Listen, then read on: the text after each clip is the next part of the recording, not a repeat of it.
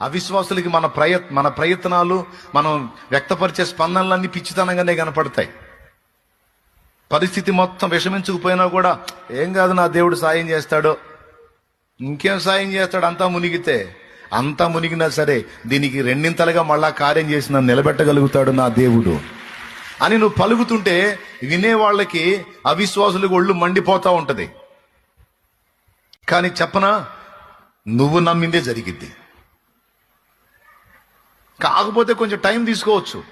వస్తువు రెడీ కావడానికి, నువ్వు అనుకున్న కార్యాలు ఒకటొకటిగా కొలికి రావడానికి కొంచెం టైం తీసుకోవచ్చు. కానీ ఒకటి గుర్తుపెట్టుకో, నువ్వు విశ్వసించింది గెలిచిద్ది, నువ్వు నమ్మిందే జరిగిద్ది.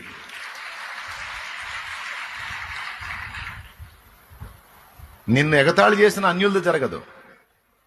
నీ ఆలోచన నెరవేర్చుటకు నా దేవుడు సమర్థుడు. గుర్తుపెట్టుకో ఈ మాట. ఎంతమందికి విశ్వాసం ఉంది ఇప్పుడు నేను చెప్పిన మాట మీద? నమ్మకం